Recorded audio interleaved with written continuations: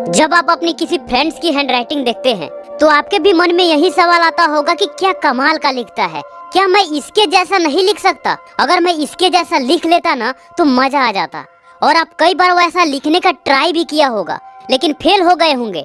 लेकिन अब आप फेल नहीं होंगे क्योंकि आपके साथ है अब आपका प्रो, तो टेंशन लेने की कोई बात ही नहीं। भले ही आपका फ्रेंड्स आपको नहीं बताया, लेकिन अब मैं आपको 3 ऐसे सीक्रेट बताने वाला हूँ जिसे अगर आप फॉलो करते हैं तो आपका हैंडराइटिंग इतना स्मूथ हो जाएगा कि आप सोच भी नहीं सकते। और दोस्त, हैंडराइटिंग से आपका एग्जाम में बहुत बड़ा असर पड़ता है।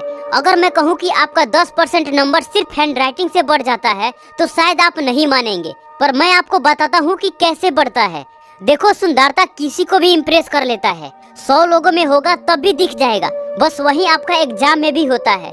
जैसे आप इम्प्रेस हो जाते हैं अपने फ्रेंड्स की हैंडराइटिंग को देख के, वैसे ही एग्जाम कॉपी को चेक करने वाले टीचर भी इम्प्रेस हो जाते हैं आपके हैंडराइटिंग को देख के। और इसका बहुत बड़ा साइंटिफिक रीजन भी है। दोस्त, जब हम नर्वस होते हैं और अचानक जब हमारे सामने कोई अच्छी चीज आ जाए तो हम एकदम से खुश हो जाते हैं और उस चीज को हम कुछ ना कुछ क्रेडिट जरूर देते हैं।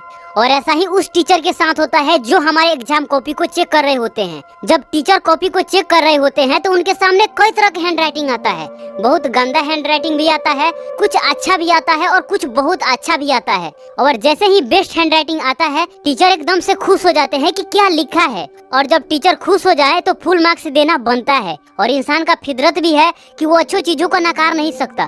तो इसलिए दोस्त, बेस्ट हैंडराइटिंग है तो नंबर भी बहुत कम कटता है। और वहीं खराब हैंडराइटिंग है तो 5 नंबर की जगह पर 3 नंबर ही मिलेगा, 2 नंबर ही मिलेगा। तो दोस्त, ये रहा बेस्ट हैंडराइटिंग के साथ नंबर का खेल। अब हम बात करते हैं कि अपने हैंडराइटिंग को सुधारे कैसे।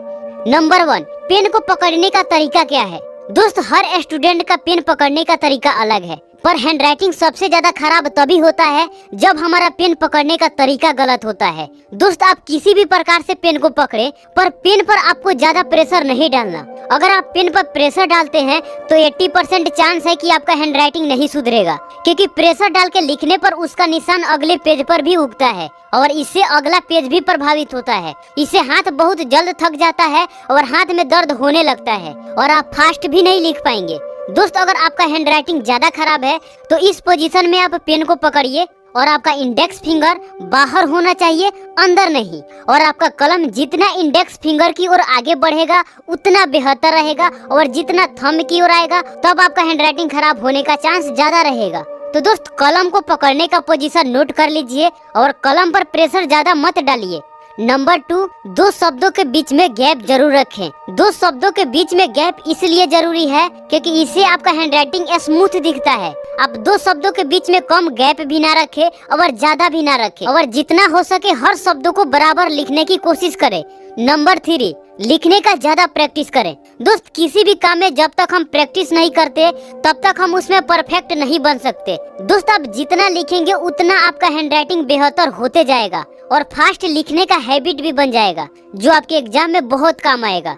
तो दोस्त, ये तीनों टिप्स को फॉलो करिए और देखिए कि आपका हैंडराइटिंग कितना जल्दी सुधर जाता है। कैसा लगा वीडियो दोस्त, कमेंट में जरूर बताइएगा। मिलते हैं आपसे फिर अगले वीडियो में, तब तक के लिए आपका धन्यवाद।